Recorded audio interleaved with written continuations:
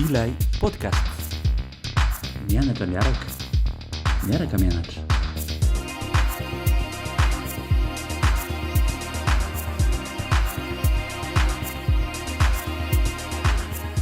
Faly miarabantsika rehetra ndray tonga soa eto amin'ilay podcast dia miarabanao ihany koa Marina. Bonjour sambatra dia faly miarabany rehetrarehetra. Rentable ve ny fanaovana podcast izay indray no fantaniana ho valitsika androany a mety mampime zany fantaniana zany satria dia nalaza teo amin'ny tambajotra serasera zay a ity resaka hoe rentable ve ny asa isan-karazany a tsy diratsika lalina be moa zay fandaharana zay nataon'izay tovavy zay a fa dia ny tianay ho teneneny eto fotsiny dia hoe eny rentable ny fanaovana podcast. Tafatsinay moa zany marina eto fanaovana ilay podcast. Ye zay indrindra rentable tokoa fanaovana podcast aloha raha aminay manokana raha ny eritreritra zany momba an'izy ity a dia hoe mahatratra ny tanjona ny kendrena ve mahatratra ny objectif napetraka ve ny anaovana an'ilay izy dia rehefa tody zay amiko a dia amiko zay zany ny atao hoe rentabilité. Ny rentabilité resahan'ny eto moa zany a dia tsy rentabilité hoe financière hoe vola ny alalana vola fa hoe nahatratra an'izay tanjona zay dia efa rendement zany zay a aminay ka ny tanjona moa zany a dia tsy ny fahazahoana laika na hoe natao fampidiram-bola na fitadiavana izy ity fa tena natao fotsiny hoe ampianatra sy ampitombo ampitombo an'izay mandray azy a fa mampitombo ihany koa anay a manoloana ilay fifanakalozana azo avy amin'ny alalan'ny lohahevitra izay voaboasana eto. Rehefa manao ihany koa izay manko manomana an'izy ity dia tsy maintsy misy ohatrany hoe fandalina na recherche, tsy maintsy misy asa ambadika atao alohan'ny hitondrana ny vokatreto dia izany zavatra rehetrarehetra izany zany tena hitanay hoe mampianatra mampivelatra anay ihany koa mampivelatra amina hevitra mety hafa tsy mitovy aminay ihany koa dia izany rehetrarehetra izany zany tena efa hitana hoe tena rentable ny fanaovana an'ilay podcast satria tsy ny laika sy ny isan'ny laika no tanjonay tamin'ilay izy fa raha izay kosa alohany dia mety tsy rentable ilay izy fa hatreto aloha zany fa raha hoe izay tanjona rehetra efa nitenenina toy izay zany efa nahazo ny valiny sy ny rendement sy ny rentabilité manoloana an'izay daholo zay ka dia rentable mihitsy aminay ny fanaovana ny podcast eto amin'ilay. Marina zany izy ity moa nataonay maimaim-poana satria nahazo maimaim-poana izahay dia miezaka manome maimaim-poana ihany koa kanefa na dia manome maim-poana ary izahay dia miezaka hatrany mitady ny kalitao amin'ny zavatra atao satria matetika hitantsika amin'ny fiarahamonina indrindra moa ny fiarahamonina malagasy any dia matetika miteny foana miteny an'izay fialantsiny izay hoe manao zavatra tsy mora tsy maninona io zay moa tena hitako matetika amin'ny zavatra rehefa manao zavatra ny malagasy dia ireo tena andrakoreo dia miverimberina foana matetika hoe manao zavatra tsy mora tsy maninona io. Ye, izany hoe tiako nuancena kely hoe manao zavatra tsy mora satria manao zavatra tokoa aloha dia tena tsy mora fa tsy midika akory izany hoe rehefa tsy misy hidiram-bola ny zavatra atao dia ataoko totoa fa manao zavatra tsy mora zao zavatra atao zao na tsy mampidi-bola raha ilay izy azo eritreretina hoe mety hoe mora amin'ilay hoe lafo sy mora indray zany ngamba no tiako tenenina na tsy mampidi-bola ary nefa ilay izy dia tena mitaky fikarohana mitaky structure mitaky ihany koa fotoana mitaky énergie sy ny sisa dia ireo rehetrarehetra ireo zany ahafahana manome an'izay kalitao zay. Zay resaka kalitao zay mihitsy no tianay ho resahana androany zany hoe rehefa manao zavatra dia mila zany isika manome ny tsara hatrany nanay zany zay dia efa ataonay tanjona mihitsy hoe ninona ataonao na zavatra kely indrindra aza dia mila miezaka zany ianao manome ny kalitao foana ary zay zavatra zay zany dia hita tsara kokoa zany hoe ataonao amin'ny fiainanao andavanandro mihitsy zay na amin'ny resaka asa na amin'ny resaka personnel zany hoe anao manokana raha resaka ohatra kely vetivety fotsiny eto ohatra zao hoe maninona moa aty ivelany ohatra maro ny olona mandeha any amin'ny restaurant reny restaurant étoilé reny mahavita mandany vola be mihitsy nefa ny sakafo hitanao ohatra eny an-dalana ihany le izy eny amin'ny restaurant tsotra dia izay fitadiavana ilay kalitao zay zany dia mahatonga ny olona mampirisika ny olona mihitsy a mandany vola andeha hividy an'ilay sakafo any amin'ny restaurant étoilé. Ie marina koa zay amin'ny lafiny ohatra hoe ara malagasy. Misy a ny broderie na tsy haiko ny karazana article zay azo atao a misy finition, zany hoe nandaniana fotoana kokoa, nisy fandinihana kokoa, nisy ezaka kokoa mihoatra noho le nataotao fotsiny hoe tsy maninona io e alefa am'izao fa tsy maninona io, rehefa vita io de mety ny zaitra ohatra mety hoe tsy vikavika fa tena zaitra tena hoe mahamafy an'le zavatra, de reny zavatra kely rehetrarehetra reny zany a manova zavatra be manoloana an'le kalitao. De marina hoe ny ezaka sy ny afatra tiana atao zany a de ny mba hananany tsirairay, hatsapaniny tsirairay hoe zava-dehibe izay investissement kely atao amin'ny zavatra atao rehetrarehetra zay, ary manova zavatra be da be zany a, na de mety hoe mandany fotoana kokoa na mandany vola kokoa na mandany hery kokoa ary aloha ambolohany. Hitantsika eny amin'ny fiarahamonina misy atsika zany a, za zao nahita misy teo amin'ny toerana misy anay a varotra samosy izy, samosa fotsiny nataony a, fa ilay samosa nataony zany tena hitanao mihitsy hoe kalitao tena hoe natsiro de natsiro, any ka na olona avy lavitra aza de tonga eo aminy a mividy izay samosa zay. Tsara marina koa misy ilay mpivarotra mofogasy ao Analamahitsy zay malaza be mihitsy eraky Madagasikara angamba, ary eno atraty ivelany ary zany zavatra zany hoe misy avy aty ivelany ny malagasy zay manafatra mihitsy mofogasy ao amin'ny tranomanga ao Analamahitsy. De zay zavatra zany anisan'ny ohatra zany tianay ho resahana amin'ilay resaka hoe manao zavatra tsara, rehefa manao zavatra tsara ianao de misy vokany ilay ezaka ataonao ary matetika dia mandroso hatrany ny zavatra ataonao. Raha resaka momba fitadiavam-bola moa zany zay resaka nataoko zay fa azo ampiasaina ihany koa zay zavatra zay amin'ny asa ataonao, amin'ny fianarana, amin'ny ezaka isan-karazany zay ataonao. Mikasika indrindra zay excellence, ataontsika moa hoe excellence moa zany ny anarany de hoe inona moa zany no tena atao inona moa zany no antony mahatonga an'izay. Ny antony zany araky ny efa niresahantsika teo de hoe mba ahafahanao zany mahita hoe hatraiza ny limitinao de miezaka ianao zany repousser an'iny limite iny. Eo ihany koa ny tsy haiko ny ilazana azy amin'ny teny malagasy, ohatra hoe fankasitrahan'ny olona na hoe reconnaissance zany zay mahita ny asa sy ny ezaka ataonao arak'ilay ohatra nataoko teo zao ohatra hoe le samosa, de misy ny olona na avy lavitra ary de tonga zany mankany aminao mitady io samosanao io fotsiny na ny mofogasy ao Analamahitsy. De eo ihany koa zany ilay atao hoe satisfaction intérieure, zany hoe rehefa manao zavatra tsara ianao ka hitanao fa mandeha ohatran'izany ny zavatra ataonao de misy zany zay fifaliana zay ao anatinao hoe nisy vokany ny ezaka nataoko. Ie, zany hoe azo amerana imesurena an'izay zavatra zay ny avy aty ivelany fa raha ny amiko manokana dia zavatra lehibe sy sarobidy ihany koa angamba no tena hoe fiezahako za manokana hoe tena manatratra an'izay excellence zay, satria mantsy izy io ny tena tsara sy ny excellent aminao zao mety tsy ny tsara sy ny excellent amiko sambatra, de samihafa zany ny fandraisan'olona azy io, samihafa ny mesurany hoe ny excellence, ny vita tsara sy ny tsy vita tsara arakaraky ny olona, fa ny tena zava-dehibe ngamba hoy aho de ny hoe tena manana an'izay satisfaction resahanao zay ny tena manokana, ka na misy fankasitrahana ny avy any ivelany na tsy misy de efa tena afa-po tamin'ny zavatra nataoko ary tanjoko de mba hanao ny tsaratsara kokoa noho iny indray, araka ny teneninao teo hoe mirepousser an'le limite izay ahafahanao miamivoatra hatrany hatrany. Ka raha misy zany ny fankasitrahana avy aty ivelany de arabasoa arabatsara vao maika bonus zany fa ny hoe ianao manana an'izay esprit anao zavatra tsara hatrany hatrany zany mba tiana ho ampitaina. Araky ny teny frantsay moa le hoe qualité avant la quantité, zany hoe mila zany zay ny tena appréciena zany de hoe mila an'izay qualité zay, aleo zany manana zavatra kely fa tena kalitao toy izay manao zavatra betsaka nefa tsy misy kalitao akory. sady ny zavatra betsaka nefa tsy misy kalitao ane zavatra irahantsika mahita fa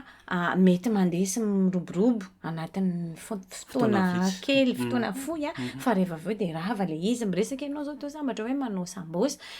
be de be mihitsy ane ny olona rehefa manomboka manao tsena de tsara be mihitsy mahazo olona be da be sy ny sisa de aveo atosiky le te azo an'le quantité de lasa miena n'le qualité an'le zavatra atao de nefany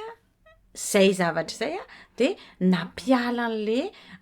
clientèle na le mpanjifa rehetrarehetra tonga tamin'ny voaloha zany lasa miala izy satria tsy ao tsony izay kalitao hitany zay zavatra tadiaviny tany aloha zay ka mampahita antsika tsara mihitsy zany hoe ilaina ny zavatra hoe kalitao inona nefa no miteraka ny kalitao fa de ianao ihany isika tsirairay avy no mampisy kalitao na tsy mampisy kalitao ny zavatra atao araky nefa nyresaka teo de anisan'ny tena mahafinaritra mihitsy maheno tantara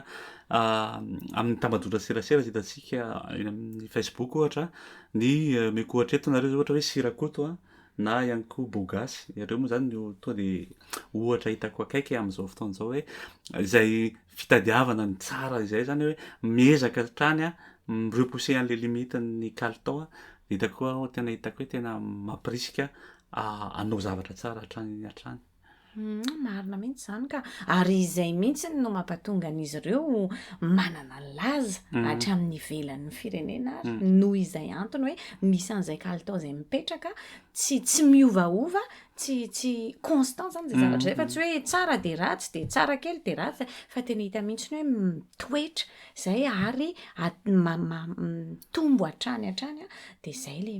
mampatonga azy manana lazany sy mipetraka mitoetra eo anivon'ny marché zany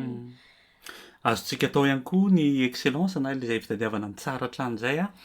amin'ny fiainatsika andavanandro tsy haiko ohatra hoe efa andresana matetika teto amin'ny podcast moa hoe ahoana fomba fanatratrarana tanjona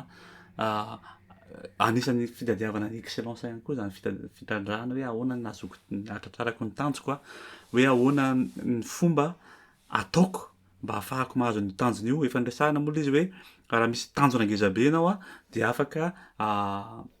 décomposenao zany iny ho amin'ny étape kely zany hoe miteny anglisy hoe step by step zany hoe ohatra hoe andao efa ataoko ohatra foana moa ty le hoe raha manana tanjona anao te hihena de ny ataonao de hoe andeha tongotra isan'andro ohatra hoe atsasakadiny isan'andro de andeha tongotra mila manana an'izay ino moa zany frazana zany zay hoe système zay zany sika anisan'ny ohatra entsika manatratra tanjona zany hoe ny fiezahana manatratra ny excellence zany de afaka miseho sy ampiasaina amin'ny sehatra maro samihafa amin'ny fiainana andavanandro ihany koa fa tsy amin'ny lafin'ny fiasana rery ihany amin'ny lafin'ny fianarana de misy tanteraka mihitsy koa zany hoe tena mba te hafantatra tena te azo any diplôme ty te hanao an'izao amin'ny lafin'ny fitaizana amin'ny lafin'ny relation ohatra hoe ny tokantrano de te hanatratra tanjona excellence amin'ny resaka tokantrano de ireto avy ny zavatra petrako mba hanatratrarako an'izany amin'ny maro zany na ataoko fotsiny ara hoe fialamboly ohatra hoe tsy fantatro manao tennis ny tianao na milomano na mihaza na tsy fantatro de manosika anao zany hoe inona ny tsara kokoa ahoana ny afahako manana performance kokoa inona zao ny matériel tsara ampiasaina zany de misy ezaka ataonao excellence mitony ahoana moa zany miteny an'izany mitendre vers l'excellence daholo zany tsara ho mariana eto fa ny excellence tsy perfectionnisme zay zany aloha mila deny atsika zay hoe dikany hoe rehefa miezaka ianao manao zavatra tsara tsy hoe anao zavatra parfait zany zay zany mila nuance tsika kely zay zavatra zay satria mantsy ny olona mety mieritreritra hoe vao miresaka an'izany excellence zay de hoe mila zavatra tena hoe parfait tena hoe tonga lafatra tsy izay ny tanjona anatin'le zany fa de hoe misy fivoarana hatrany tsy kelikely eo amin'ny zavatra ataonao araky ny efa nyresana marina teo moa resaka tanjona ohatra resaka fanatanjahantena na resaka resantsika teo koa ny fanaovana sakafo de ireny ezaka kely reny zany mahatonga mankany amin'ilay excellence ohatra fotsiny zao ohatra hoe miresaka koa tsika ny resaka détail zay matetika tsy de misy miraharaha loatra zany resaka ohatra hoe détail kely reny nefa ireny zany mampiavaka anao am'ilay ohatra hoe concurrent ohatra zay hoe resaka samosa ohatra mety hoe ianao mety misy épice hafa kokoa de zay no mahatonga an'ilay excellence. Ie marina zany ka zany hoe tsy miezaka ny tsy miandry zany ny anana vokatra hoe lavorary hoe fanaperana fa hoe tsara izay tsara indrindra vitako izay tsara indrindra vitanao zay zany le excellence hoe tena mba zay tsara ho vitako. Marina mihitsy hoe matetika afangaro ny excellence sy ny perfection nefa ny tsy misy ny zavatra tonga lafatra raha mbola averina ihany hoe samy manana ny perception any amin'ny zavatra ka indray mety eritreritra hoe efa tena parfait ity nefa ny présentena ohatra le produit tsy tian'le olona mihitsy hoe zao ve de zay zany ny tena mila fantarina hoe zay fiezahana le plus possible aty aminao zany le izy. Fianarana ny fiainana mila mianatra hatrany hatranytsika eo anatrehan'izany rehetra any ka dia mampirisika atsika izay hoe mitady ny vahaolana raha misy olana ary mianatra hatrany am'izao fotoana izao tena anisan'ny tena hitako tena hoe tombontsoa lehibe mihitsy ny internet ny tranokala zany am'izao be deabe ny fampianarana maimaim-poana hitantsika amin'ny internet. Ka raha manana méga kely ianao de mba jerijereo ihany ny fampianarana jerijereo ny YouTube ao amin'ny YouTube de be deabe ny vidéo momba ny fampianarana ka dia mampirisika hatrany izahay zany ato amin'ny podcast hoe miezahatra hatrany mijery izay hoe excellence zay ary fantatra fa ny manao zavatra tsy mora tena marina zany fa mila ezaka ihany koa nefa tsika fa tsy hoe mionona fotsiny am'izay hoe manao zavatra tsy mora any ka de zay misy eo no iononana. Marina mihitsy zay sady amafisiko mihitsy le resaka hoe misy ny internet am'izao fotoana izay tena misy karazana fampianarana tena hoe karazana na de ohatra hoe fanaovana mofo dipaina fotsiny na de ohatra raha hoe tsy haiko fikarakarana zazakely fomba fitaizana tony antitra ray aman-dreny tony de tena hoe manana ny anjarany sy ny tandrify azy daholo ny tsirairay zany afaka manana an'izay tsara daholo mihitsy amin'ny karazana teny amin'ny tenitsika na amin'ny teny frantsay na amin'ny teny anglisy mbola manana safidy ihany koa mivelatra ihany koa manoloana an'izay de zay mihitsy ny hoe miezaka ary tena mampirisika mihitsy mba hanandratra ny tena voalohany indrindra hanandratra ny fianakaviana hanandratana ihany koa ny firenena fa zay zany de tena hoe tarigetranay mihitsy eto amin'ilay podcast zay no mahatonga ny hoe miaraka mianatra de mianatra miaraka hatrany hatrany mba hitombo hatrany hatrany. Ary zava-dehibe mihitsy izay hoe miaraka izay ny tena marina satria izay koa de manana ny tanjona hatrany de hoe miara-miasa fiaraha-miasa de zava-dehibe ka miverina eto indray zao le hoe zava-dehibe ny fananana olona manodidina mitovina aminao satria rehefa mitovina ianao sy ny manodidina aminao dia miezaka mihitsy am'izay resaka hoe excellence zay zany hoe miara-miasa mba ho zavatra tsara hatrany no mena zavatra tsara kokoa hatrany no hozaraina amin'ny hafa ihany koa satria ny asa ihany koa de tsy hoe ho anao irery manokana fa natao ihany koa zany ho an'ny mpiarabelona ihany koa. Marina mihitsy zany ka marina zany satria mieritreritra zao hoe hoe fitsaboana mieritreritra hoe dokotera ny asan'ireny olona ireny zany zao de tena efa fantatra hoe mila mandeha amin'izay hoe détail sy ny rehetrarehetra zay satria aina no lalovina tsy teny hoe lalovina fa aina zany miankina amin'ny aina zany ny asandry zareo de tsy maintsy ohatrany hoe manosika voatosika ho azy ry zareo ho any amin'izay hoe sens du détail hijery raha mivilana kely ohatra ny fomba fandidiana eo akaiky ny fony tokony hodidiana lasa mivony voadidy zava-doza no miseho de misy an'ireo asa ireo zany zay efa hoe manosika ho amin'izany fa volena mihitsy zany afafy moa zany ny vo de mba ho volena mihitsy hoan'ny mbaratonga sy amina asa hafa mba hanana an'izay ao anaty isika fa tsy hoe tsy mila an'izay ny fanaovana mofakondro ohatra de ataotao eny fotsiny mofakondro de tsy rarahina na be atao be karbonetra be na menaka efa 3 herinandro mbola ampiasaina ihany sy ny sisa